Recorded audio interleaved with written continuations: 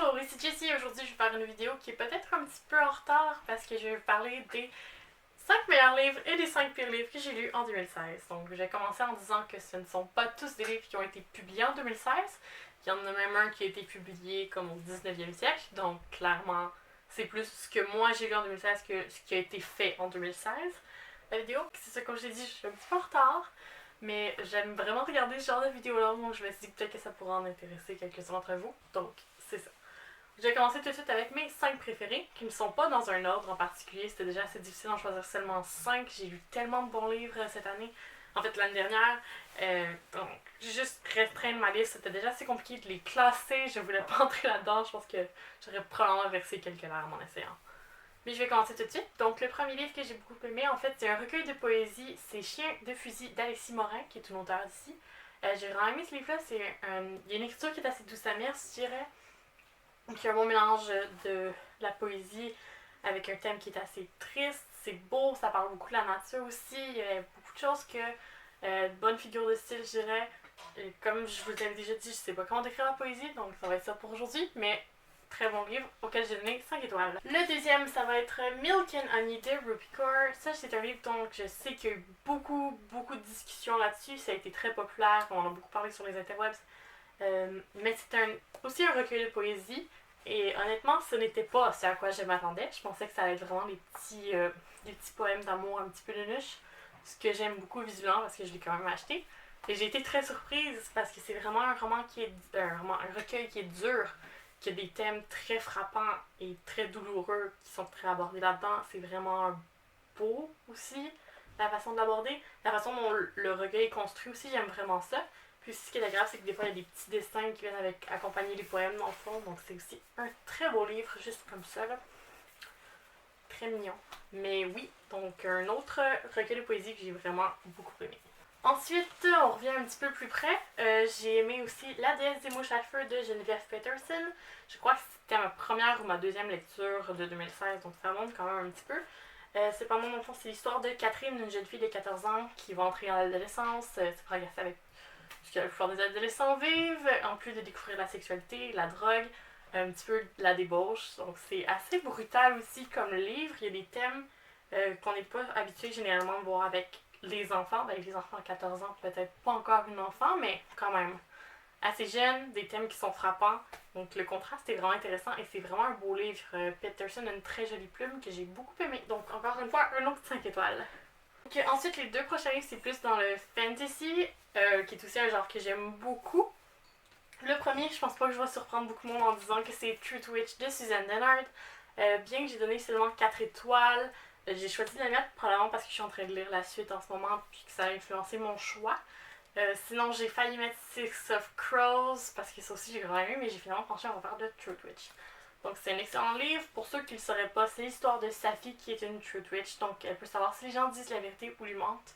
Ce qui la met dans une position assez compromettante puisqu'il y a beaucoup d'hommes politiques qui voudraient l'avoir à leur côté pour les aider à prendre des décisions ou à parler avec les autres dirigeants du monde.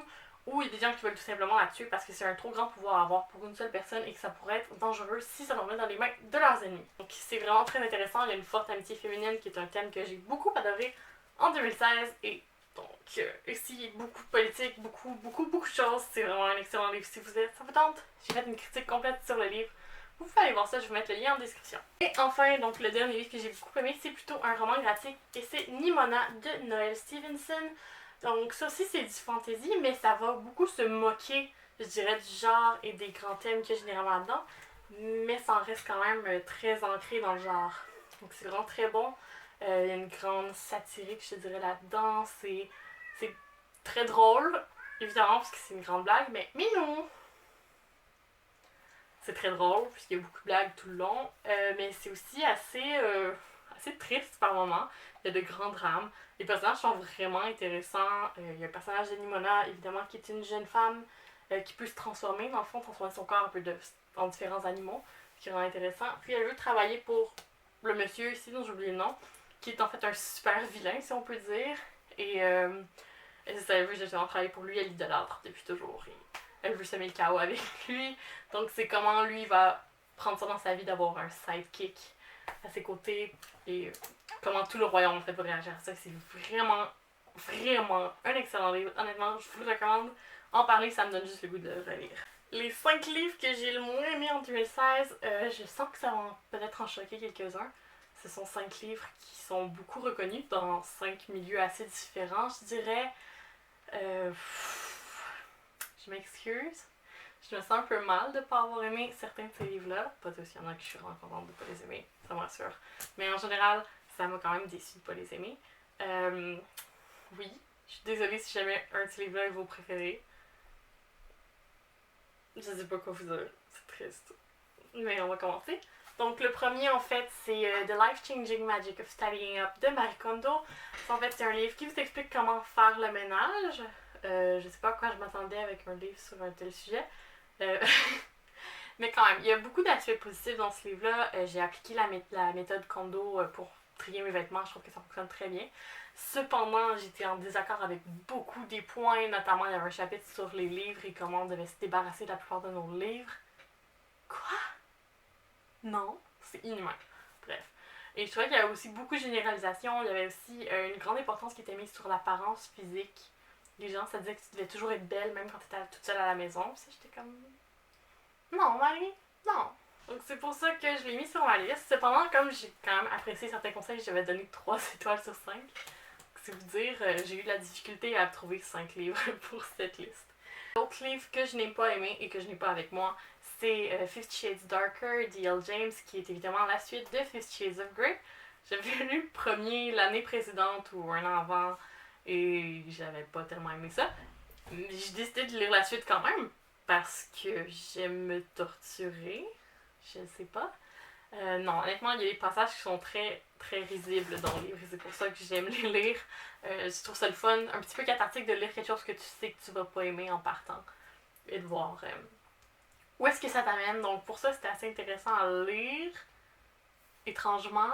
Mais honnêtement, l'écriture est assez sommaire, il y a de très mauvaises figures de style. C'est un roman érotique pour ceux qui ne le sauraient pas et il y a beaucoup, beaucoup, beaucoup de scènes érotiques justement. Cependant, je pense pas qu'elles sont nécessairement pertinentes. Ça arrive vraiment souvent. C'est pas mal toujours la même chose qui est décrite, là. C'est cela. Donc on revient toujours avec le même motif, ce qui n'est pas nécessairement une bonne chose, là. Je pense qu'on pourrait s'attendre à avoir des nouveautés, surtout que c'est quand même sur un thème BDSM, donc il y aurait quand même de la variété à mettre, là. Je veux dire, en tout cas. Bref. Mais justement, parlons du BDSM, c'est quelque chose qui est vraiment mal exprimé à travers le livre. On n'a pas l'impression que l'auteur sait de quoi il parle. C'est une relation qui est très abusive, ça a été beaucoup mentionné. J'imagine que vous savez, je vous apprends rien en disant ça. Donc, c'est pour ça que c'était pas très bon.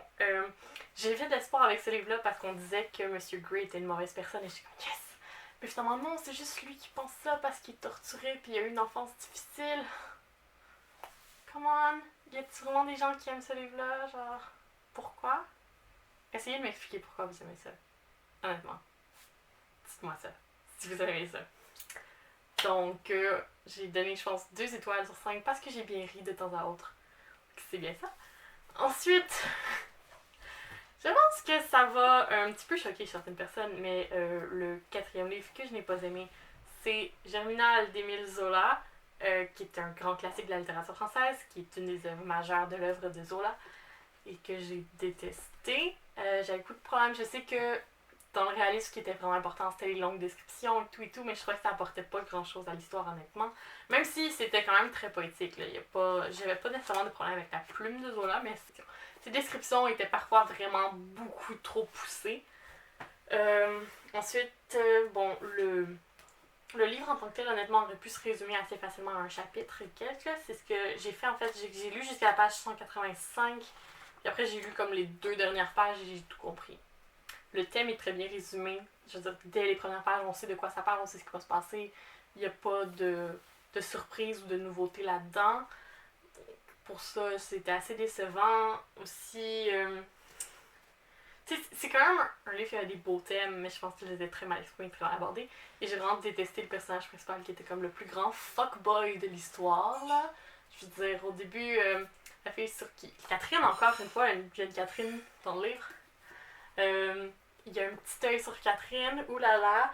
Mais là, elle est avec un gars, puis là, elle dit oh non, c'est pas mon chum. Puis il fait comme je pense que c'est ton chum. Puis finalement, c'était pas son chum. Mais là, l'autre gars, il décide de violer Catherine. Puis là, il fait comme mais maintenant, Catherine est avec ce gars-là parce qu'il l'a violée. Puis genre, je sais pas. Il y avait un traitement vraiment misogyne de la femme là-dedans. Puis je sais que c'est un livre d'époque. Puis que genre, je devrais essayer de me mettre en contexte, mais j'ai pas été capable. Ça me dégoûtait vraiment. Puis genre, j'avais vraiment le goût de frapper le personnage principal à beaucoup, beaucoup de moments dans le livre. Donc c'est pour ça que Zola, je pense que c'est fini pour moi. Mais j'ai pas autant eu envie de frapper le personnage principal de ce livre-là que j'ai eu envie de frapper les personnages principaux de Le Vide de Patrick Sénécal. J'ai lu quand même plusieurs de ses romans. J'essayais de les lire en ordre de publication. Ses premiers livres, je les ai adorés. J'ai vraiment, vraiment aimé ça. Peut-être que c'est juste mes goûts qui ont changé, mais Le Vide, j'ai vraiment détesté ça. C'est un très, très long livre. Moi, je l'ai en 2 volumes, mais c'est immense quand même. Et c'est très très long et très pénible à lire, honnêtement. Et ça me fait de la peine parce que je sais que l'auteur a mis beaucoup de temps à écrire ça. Je sais que c'est quelque chose qui a été compliqué à écrire. Donc ça me fait de la peine de voir tout ce beau travail-là gâché. Mais c'était vraiment pas un thème nécessairement qui me parlait. En gros, ça dit que la télé-réalité, ça abrutit les gens, ce qui peut être vrai jusqu'à un certain point, mais je pense pas jusqu'au point où ça en vient dans le livre. Il y a aussi le traitement des personnages avec des. Ben pas nécessairement des maladies mentales, mais des gens qui sont. Qui, par exemple, souffrent de dépression, des choses comme ça, sont vraiment, vraiment mal décrits. On tombe pire que dans des clichés, c'est vraiment horrible.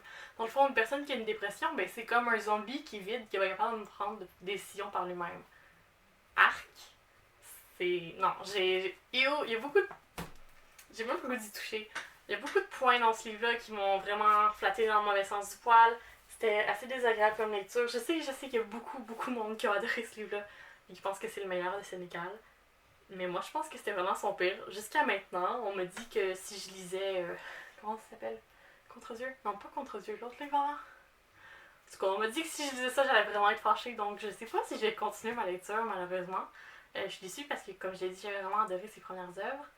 Mais après avoir lu Le Vide, je suis pas sûre que j'ai le goût de continuer, honnêtement. C'est triste, mais c'est comme ça. C'est ça, c'était mes 5 pires lectures de 2016. Je suis quand même contente parce que j'ai lu plus de 76 livres, parce que j'en ai lu certains pour l'école aussi. Et là-dedans, j'en ai juste trouvé 5 que j'ai pas vraiment aimé, puis ça a été dur d'en trouver 5 quand même. Et j'en ai lu tellement, tellement de bons. J'ai beaucoup, beaucoup de 4-5 étoiles cette année. Je pense que ça a été une très bonne année pour, de façon littéraire pour moi. Donc je suis très contente. J'espère que 2007 va être aussi fructueuse que 2016 l'aider. Sur ce, je vous dis merci et à la prochaine!